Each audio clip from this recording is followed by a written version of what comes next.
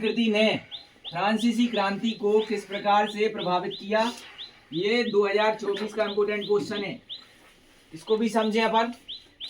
मुद्रण, मुद्रण माने जो मुद्रण क्या था? मुद्रण मतलब होता है पुस्तकें छपना, अखबार छपना, समाचार पत्रों को छापना, लोगों तक पहुंचाना जानकारी, ये मुद्रण होता है। तो उस मुद्रण का फ्रांसीसी क्रांति पर क्या असर पड़ा, ये बात हो रही है। तो क्या असर पड़ा? सबसे पहला कि ज्ञानोदय के विचारों का प्रसार हुआ। जो अच्छे व्यक्ति थे, जिनके माने जिन व्यक्तियों को अच्छा नॉलेज था, अच्छी जानकारी थी, वो क्या कर रहे? वो भी मुद्रण में भाग लेने लगे। उनके विचार लोग क्या करने लगे? छापने लगे। वे कौन कौन से थे व्यक्ति? एक बाल्टियर और एक रूसो था।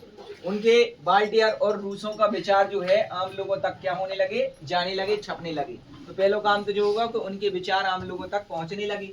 दूसरा काम, अब बहस और आलोचनात्मक शक्तियां, बहस और आलोचनात्मक शक्तियां जब आम लोगों तक उनके विचार पहुंचेंगे तो उन लोगों में, आम लोगों में तर्क आ जाएगा, ज्ञान आ जाएगा, विवेक का उदय हो जाएगा। जैसे ही उनके दिमाग में तर्क, ज्ञान और वो विवेक का उदय होगा तो वो क्या करने लगे? चीजों को समझने लगेंगे कि किस तरह से यहाँ पर लोग क्या कर रहे हैं, कब्जा कर रहे हैं, या लोग जो है परेशान कर रहे हैं, या लोग जो है किस तरह से एक तरह से राजनीतिक दाव पेच कर रहे हैं। ये चीजें उनके दिमागों में, आम जनता को समझ में आने लगी।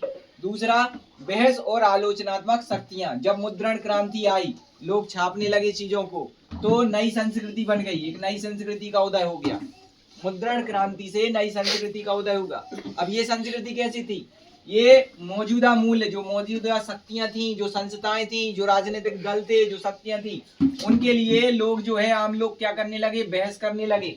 लोगों को जागरूकता पहुंचाई गई इनके माध्यम से, इनके विचारों के माध्यम से लोगों में जागरूकता पहुंचाई गई। मुद्रण संस्कृति के माध्यम से लोगों में जागरूकता पहुंचाई गई। अब जब लोग जागरूक हो गए, उनकी चीजें सामने आने लगी, उनके गलत काम सामने आने लगे, तो लोग उनकी खुलकर आलोचना करने लगे। तो यही है पॉइंट कि बहस और आलोचनात्मक शक्तियां का हो गई, जागृत हो गई।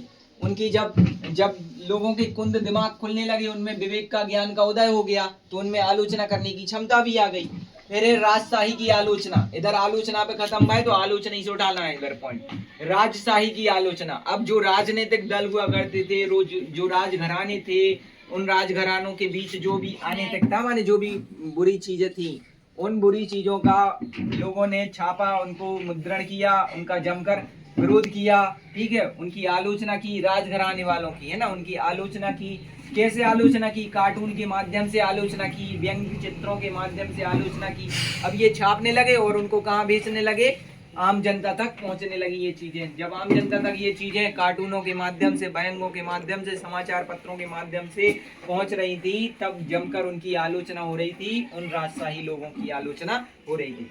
अगला है सूचना एवं प्रसार चेतना। ठीक है, सूचना प्रसार चेतना, इनमें क्या होगा कि मुद्रण संस्कृति पुस्तकों के माध्यम से, समाचार पत्रों के माध्यम से लोगों में पहुंच रही थी, सूचना पहुंच गई। मुद्रण संस्कृति आई तो पुस्तकें छपी, समाचार पत्र छपे, लोगों तक जानकारियां पहुंची। अब लोगों तक कौन सी जानकारी पहुंची? लोग, जो आम जनता थी, उन्हें अपने अधिकारों का पता चला कि हमारे अधिकार कौन से, एक दूसरे के प्रति समानता का पता चला, कि स्वतंत्रता की भावना का पता चला। जब ये चीजें आम जनता तक पहुंचने लगी तो लोगों को, इस तरह से हम बता सकते हैं कि फ्रांसीसी क्रांति का क्या हुआ है? फ्रांसीसी क्रांतियों का जमकर विरोध हुआ है इस समय, जब मुद्रण संस्कृति आई।